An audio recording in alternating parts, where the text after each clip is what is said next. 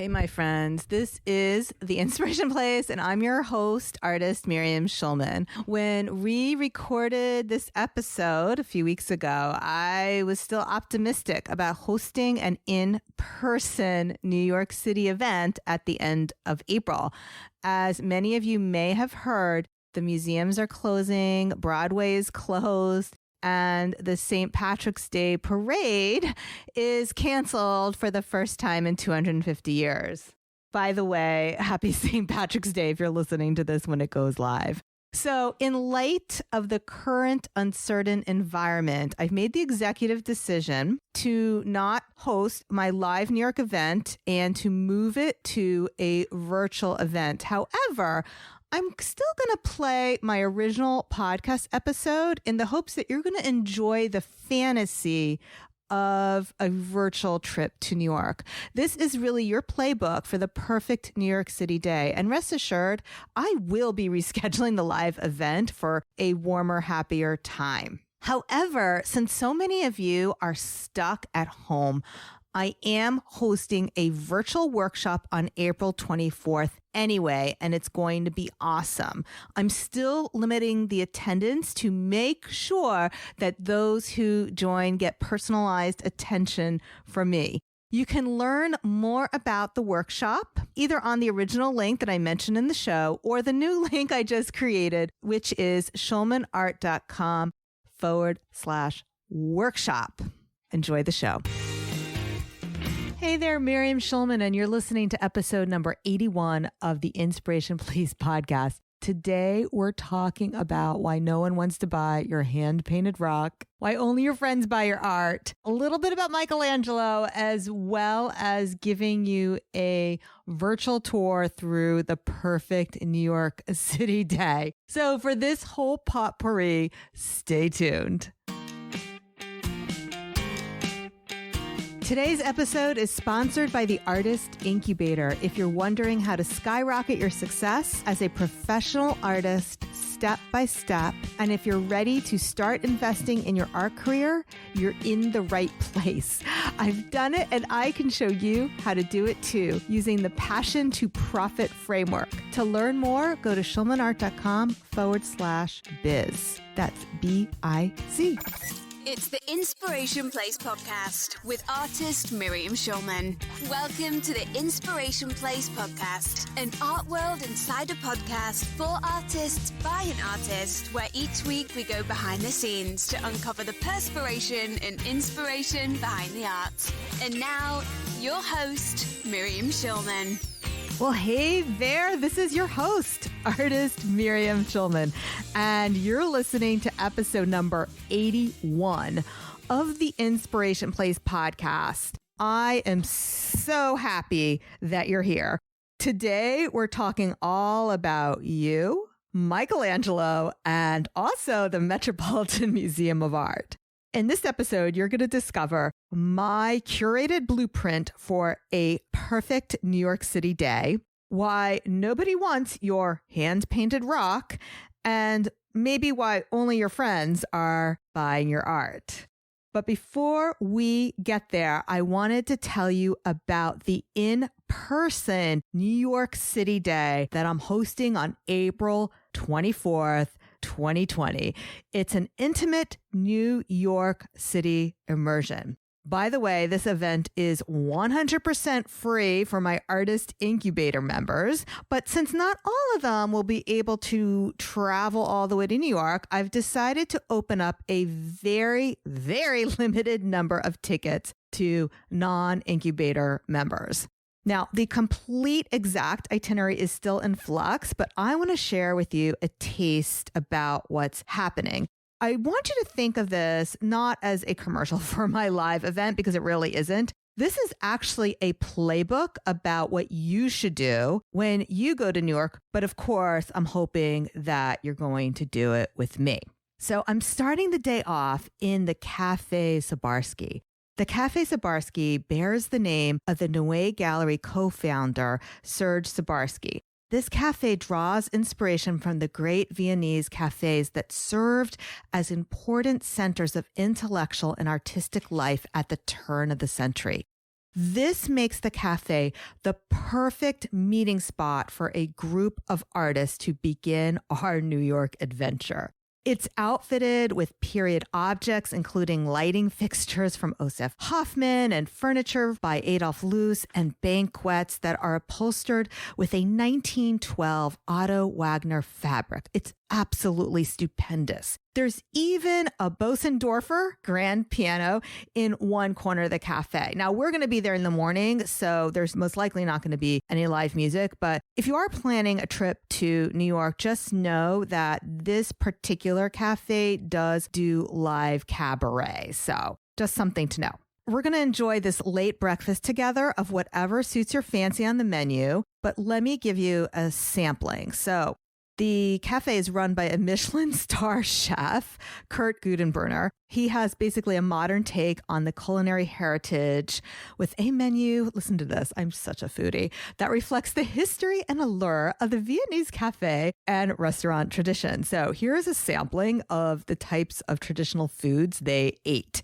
And by the way, if you're wondering what artists we're talking about, Vienna is basically the home. Vienna and Austria both are home places and major cultural art centers for not only some of the greatest musicians of all time, Mozart, Beethoven, but also artist Gustav Klimt, Egon Schiele, which has, and I'll be talking more about the art in a moment, but the traditional delicacies that they ate, which are offered in this cafe, are chilled smoked trout crepes with horseradish, Bavarian ham and cheese plate. And, I don't eat ham because I'm vegetarian, but no judgment if you do. Smoked salmon with sour cream and cucumbers. And of course, it's served with the finest Viennese coffee specialties. I noticed they even have matcha tea on the menu. Now, one of the reasons I felt it's really vital to include luxury items throughout the day is as artists who maybe suffer from a starving artist mindset or a scarcity mindset, it's super important to learn to be able to accept luxury and receive this kind of abundance into your life. And accepting abundance definitely takes practice. If you want to have the confidence to raise your prices, you have to be able to practice being in this kind of receiving mode and being to allow luxuries into your life. So besides being able to accept luxuries, when you join me on this day, if you're joining me, if you're part of this special day, I'm going to love getting to know you while we're getting high on sugar and caffeine. Now, the museum opens at 11, and we're going to be the first to enter. This museum, as well as the cafe, don't you love this art history lesson right now? So whether you come to New York with me or in the future, you're going to be fully prepared. So this museum and cafe are housed in the center of an area known as Museum Mile. So the reason it's called that is because in addition to this particular museum, it's the Noé Gallery. And by the way, I have a very pretentious cousin who always corrects me and says, "No, Miriam, do you mean the Noé Gallery?" It gets me so pissed off. So this particular museum is on the corner of 86th Street and 5th Avenue. And along 5th Avenue is the Metropolitan Museum of Art, the Guggenheim, and several other smaller institutions. Jewish Museum, a few more. The building itself was completed in 1914 by the same architects as the New York Public Library. It's been designated as a landmark by the New York Landmarks Commission, and it's generally considered to be one of the most distinguished buildings ever erected on 5th Avenue. So that alone makes it a must-go place. So the cafe, the architecture.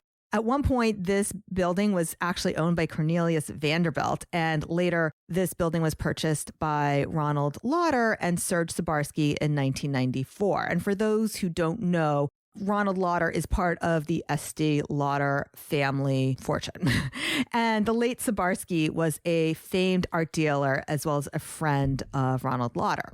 Besides being an unbelievably gorgeous building, the Noé Gallery, New York, is a museum devoted to early 20th century German and Austrian art and design. It's a fairly intimate museum gallery. It's on 2 exhibition floors, which I really love that because it's not one of these overwhelming museums where you get like sensory overload. You can go through the highlights at a nice pace, but fairly quickly.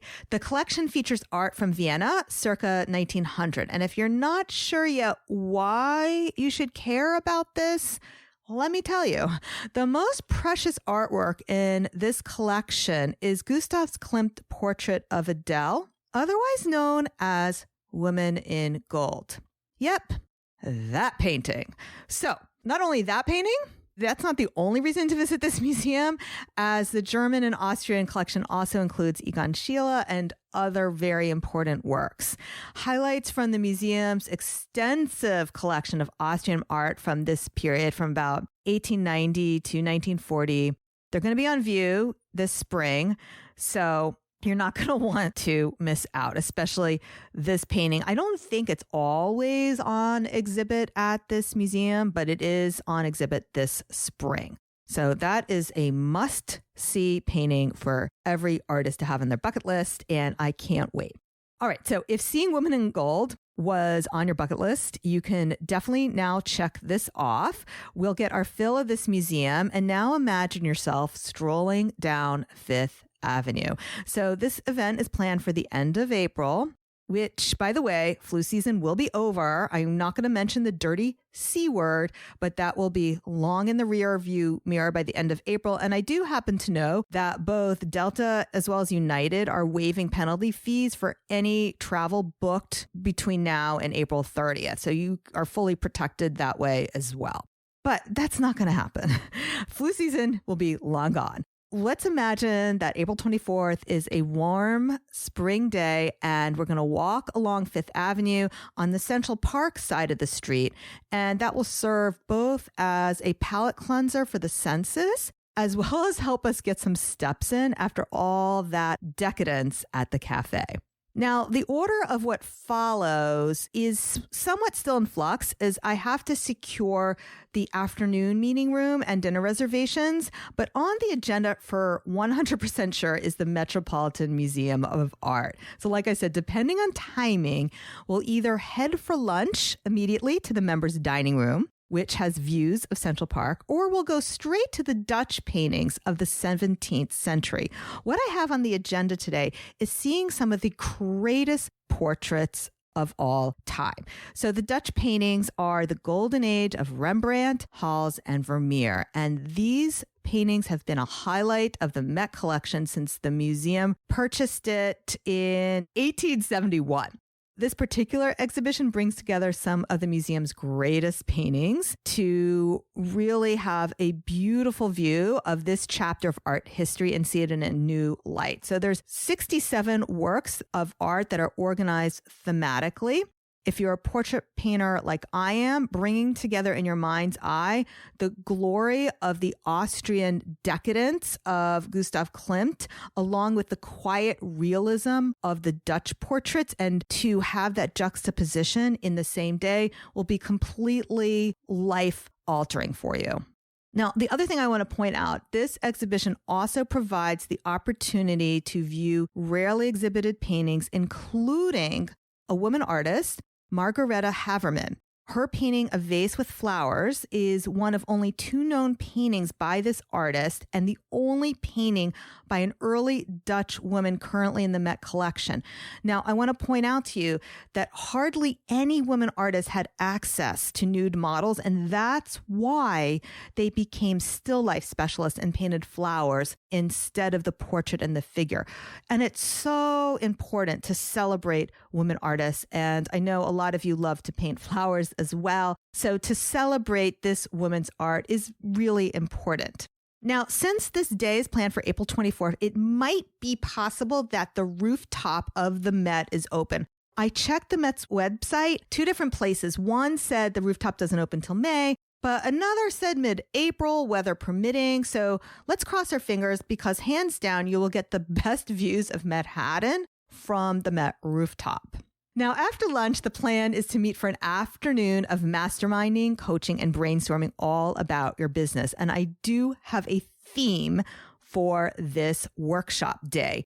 So what I plan on doing is pulling out one of the fundamental pieces from my Passion to Profit framework. So if you haven't listened to the Passion to Profit framework, we will link that in the show notes. You can go listen to that. One of my most frequently asked questions are all about pricing. So the theme of this workshop is the profit planning framework. And a lot of what we're talking about today in this episode has to do with profit and pricing your art. So listen up. The day is going to be capped off with dinner and a final evening session. So like I said, the Dutch paintings might be the evening session instead of the afternoon, but that's the outline for the curated adventure. Now, if this sounds like a dream day for you, you can go to schulmanart.com/NYC, as in New York City, to reserve your spot. Like I said, this is free for my Artist Incubator members because I'm essentially buying their tickets. Because I want to keep this event cozy and exclusive, there may be as few as 4 tickets available for non-members. I'm not planning on hosting a huge conference. This is meant to be an intimate, exclusive event.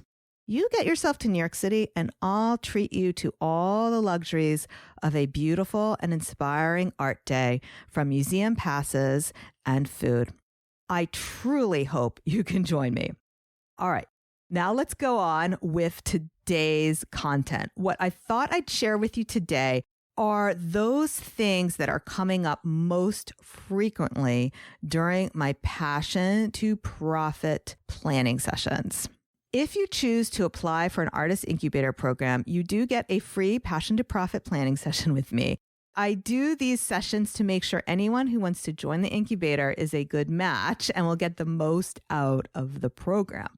But a really huge side benefit for me that I've been enjoying while doing these calls is I get so many ideas for what to talk about during this podcast. So what's going to follow is basically a potpourri of some of the things that have come up. And by the way, if you were one of those folks who applied and these stories sound familiar, don't worry. And please don't be embarrassed, because the reason I'm sharing it here is because your situation is not particular. Whatever it is, it came up several times. So you're not some kind of special snowflake. Your problems and struggles are shared by many of my listeners, whether these were your answers on the application, whether you've written into me, or they were shared during the call. I hear the same stories over and over again, and that's why I'm sharing them here on the podcast. So let's start with one of my favorites. I'm going to call it "No One Wants to Buy My Hand-Painted Rock." Okay, now this is actually a little more of an exact story that was pulled from one person's, I forget if it was an email, comment on my blog or whatever, or Facebook comment. But the truth is, I've heard this exact frustration from many people who want to sell things that are cheap, like single handmade greeting cards for $7 each, or in this case, hand-painted rocks for $20 or $30 each. So here's what this artist shared, and I am going to call her Susan. Here's what she wrote. Quote, "Here's the thing. I don't paint on canvas. I paint on rocks. So my, quote, audience is somewhat limited. Most folks admire my work, but don't consider it, quote, real art. I can't find the right venue to sell it. Any ideas?" End of quote.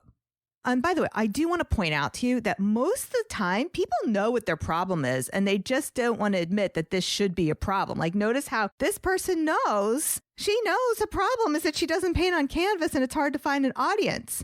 My ideas? Okay, listen, whether you paint on rocks or on mason jars, or you make a record sculpture, or you offer $7 greeting cards, and you know that you can't ask a lot for that because, well, at the end of the day, it's just a rock. Hey, why not paint on canvas? What the heck is stopping you? Then you'll be able to offer that same art on prints when you photograph and reproduce it, because it's pretty damn hard to photograph a rock. And you'll be able to make greeting cards from it, printed greeting cards, and make calendars. And heck, you'll be even able to ask $400, maybe, depends how large it is, for that same painting, so a collector can hang it on their wall. Because what are they going to do with the rock? I hear this, I'm calling it the painted rock problem, in more subtle ways. So, for example, an artist shared with me, I do charcoal drawings and they don't command as much. I don't want to squash anyone's creativity, but you do know that works on paper are not as highly valued as works on canvas or even works with color, like watercolor or pastel. And you do know that there's a framing expense, whether that is absorbed by you, the artist, and therefore you have to mark up the work accordingly, or the collector who is purchasing it either has to absorb your framing costs or has to spend the money to frame it themselves, where the canvas, it's either less expensive to frame it or they can even enjoy it without a frame. So one way to immediately increase your profits is to offer art that you can charge higher prices for.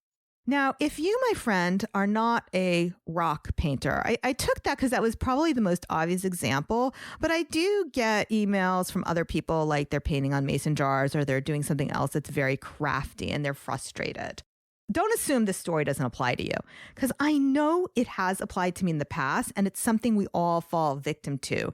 So instead of maybe a hand-painted rock, maybe you're working hours to design a $5 magnet or a $10 pin. And though there may be more of a market for pins than rocks, you can spend a heck of a lot of time on an item that sells for only a little bit, and it's really, really hard to make up the volume of what you're doing. Let me explain to you. If your goal, or if you need to make $50,000 a year to make it as a living as an artist, whatever it is you're offering, if it's a $5 item, you have to sell 10,000 of them. 10,000, that's a lot. And if it's a $10 item, you still have to sell a lot. You have to sell 5,000.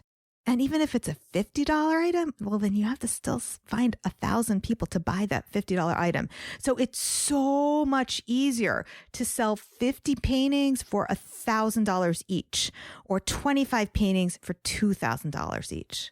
Does that make sense?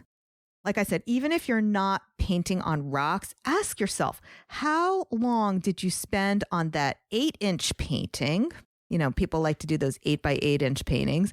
And would your time have been better off working larger or faster? Maybe it takes you just as long to make a 20-inch painting as an 8-inch painting. So think about how can you work larger, faster, or in some cases, a different medium. Now, if you're just painting for fun, hey, no judgment. But if you want to make a business out of it, you have to make things that people actually want to pay money for, and they want to pay lots of it. Now, I can hear the naysayers out there. You want to be a real artist. You want to paint what inspires you, and in the way that it inspires you, and in the moment that it inspires you, which is why I want to talk today about Michaelangelo. Now, I'll hear a lot of people tell me that they want to be a true artist. They want to paint the way they want to paint, whether that's on a rock or you do works on paper. And no one is saying you shouldn't do all those things. Heck, you can be as creative as you want. But if you want to make a thriving business out of it, you have to be willing to serve your customers. So what the heck does that have to do with Michaelangelo? All right, my friend, did you know that Michaelangelo was a commissioned artist? Let me let that sink in. A commissioned artist. Okay. In fact, he hated painting. He never wanted to paint the, wait for it, Sistine Chapel because he considered himself a sculptor. And not that he did the sculpting for fun either, because all of his famous works were commissioned by the Medici family or by the Pope. Ask yourself, is the Sistine Chapel not real art? Does that make Michelangelo a sellout? That means you're very much a real artist if you take commissions and you're in the same category as Michelangelo. Just like Michelangelo, if it's good enough for him, well, it's good enough for me. My most successful clients and students are the ones who have successfully leveraged their skills to offer commissions. This is what's most lucrative. If you've been listening to my podcast, you know that portraits were the key to building my career as an artist. which is another reason why I've included so many famous portraits. It's part of the New York City Day, from Woman in Gold to the Dutch paintings. And in fact, I'm considering, if time allows, to add Joan of Arc, which is also at the Metropolitan Museum of Art. It's a humongous painting. I want to say it's floor to ceiling and in a really huge hallway, unbelievably breathtaking. So these portraits are going to be ruling the day of the New York City adventure. For those of you who want to learn how to paint portraits themselves, and I've been getting a lot of emails from people wondering when I'm offering that training again, I will be offering lots of free training in the way of videos and more podcast episodes about how I got started as a portrait artist and more. Keep looking for those. I'll be sharing stories of my first commissions on Facebook Live, as well as the podcast, and just keep looking for those. They're going to be, I believe we're starting all that the last week of April into May. Meanwhile, let's get back to helping you with your problems right now, because the next problem that I want to address that I hear from so many people is only my friends buy my art. Oh my God, I hear this complaint all the time. And here's the thing. Do you know why your friends are the only ones who buy your art? Do you know? I think I do. It's probably because they're the only ones who knows about it. And another variation I hear is that my coworkers buy my art and I don't want to charge them. And to that, I ask, why not? I mean, your coworkers are charging you for Girl Scout cookies, so why can't you charge them for your art? Meanwhile, your coworkers are people with jobs. So here's what I want to say for all of y'all who are selling art to your friends and your coworkers. Of course, they want to buy your art. And the reason why is because they feel connected to you, the artist. That is what I'm teaching inside this podcast, is how to build authentic connections with collectors. You already have those authentic connections with your friends. One of the main reasons people buy art is they feel connected either to the subject matter or the artist or both. And besides, once somebody has collected your art, whether it was a stranger you met at an art show, you're now going to start treating them as a friend. And once somebody has collected your art and now they becomes your friends, do you stop charging them? Do you see what I mean? Here's what you can do if you still feel the little tiniest bit squeamish, is you can offer what I call the repeat collector discount. It's usually about 10%. And if you choose, you can also extend the same discount as a friends and family discount. My friend, money mindset mentor Denise Duffield-Thomas calls this a mate's rates. We talk about that as well as not undercharging for your art in episode number 33. I'll make sure these are linked up in the show notes. That's schulmanart.com/81 for all the show notes. Now, if you're excited about what I'm sharing today, you're definitely going to want to join me in New York. This is just the tip of the iceberg about the profit planning workshop. When you come to New York, we can sit down, we can actually talk about how to price your art. So that'll do for this episode. But before we go, I want to offer you the opportunity to learn how to perfectly price your art for profits. In this episode, I shared some of the common missteps and limiting beliefs, but with a little personal guidance and the right group of people around you, the sky's the limit. That's why I want to invite you to join me in New York for the Profit Planning Workshop and visit some of the greatest portrait masterpieces of all time. Like I've said before, this one-day event is included for my Artist Incubator small group coaching program, but I am making the New York City Day available to all my podcast listeners, but the tickets won't last for long. There's only a few available. Just go to schulmanart.com/NYC. One more thing, so important. If you do invest in this one-day immersion with me and then later decide to join the incubator, your fee will totally be applied to the program. So if you want to join the incubator program first, it's an even deeper dive into what you learned in this episode, how to price and market your art, the biggest mistakes to avoid, and you'll get regular coaching calls with me to make sure you're making the progress you want to make. Currently, we only have room for a handful of new artists, so if you're serious about making a living from your art but are struggling, then this can be for you. More information about the Artist Incubator can be found at schulmanart.com/biz. That's B-I-Z. And since it's by invitation only, you can't sign up unless you apply. Now, if you're not sure if you're ready for that next step, I do have a free assessment you can take. You'll find the assessment at schulmanart.com/quiz. It breaks down your art marketing personality, figures out where you're at in your art journey, and will give you the next best steps. All right, so come back next week, same time, same place. Bye for now. Thank you for listening to the Inspiration Place podcast. Connect with us on Facebook at facebook.com/SchulmanArt, on Instagram at SchulmanArt, and of course on schulmanart.com. If you like this episode, then you have to check out the Artist Incubator. It's my small group program for emerging artists who want to make more money from their art. The program is by application only. To apply, go to schulmanart.com/biz. That's biz as in B-I-Z. If you qualify for a free strategy session, you'll get my eyes on your art business absolutely free. And we'll discuss the steps you need to take to make 2020 your best year ever.